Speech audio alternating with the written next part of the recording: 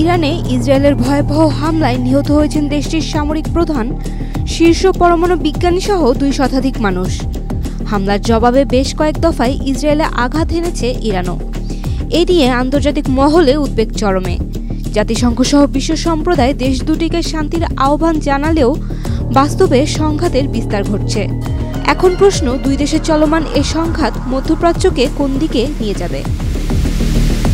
Trump প্রশাসন শুরুতে হামলার সঙ্গে সংশ্লিষ্টতা অস্বীকার করলেও পরে তাদের বক্তব্যে স্পষ্ট হয় যুক্তরাষ্ট্র পূর্বেই হামলার বিষয় জানত।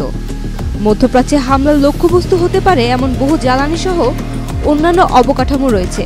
এছাড়া মধ্যপ্রাচ্যের বেশ কয়েকটি দেশে মার্কিন বিমান ঘাঁটি রয়েছে।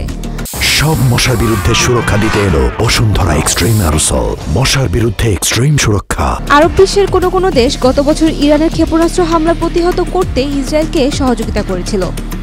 কাজেই ইরাক ও উপসাগরীয় অঞ্চলে মার্কিন সামরিক ঘাঁটি, কূটনৈতিক স্থাপনাগুলো ইরানি প্রতিশোধের লক্ষ্যবস্তু হতে পারে।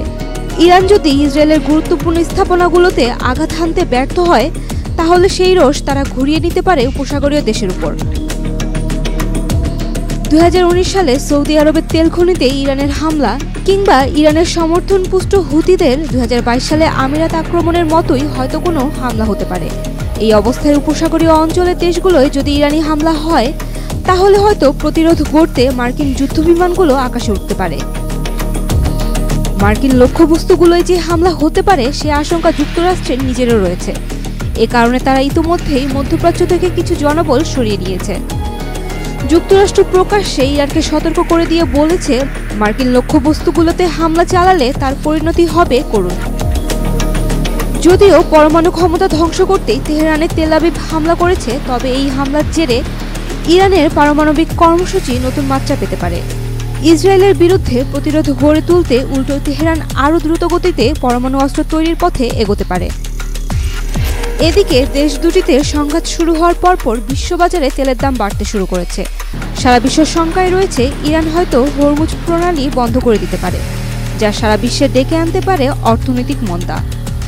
এই পরিস্থিতিতে রাশিয়ার মতো কিছু দেশ লাভবান হলেও বিশ্বের বেশিরভাগ দেশ পড়বে সংকটে।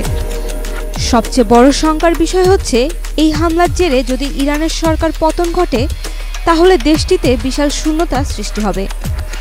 ইরাক কিংবা লিবিয়ার কেন্দ্রীয় সরকার পতনের পর যে ভয়াবহ পরিস্থিতি তৈরি হয়েছিল, ইরানের পরিস্থিতিও কি সেই দিকে এগোবে? Saim Akhtar, Daily Sun. For more updates, follow us on Facebook, subscribe our YouTube channel, get the latest update on www.daily-sun.com.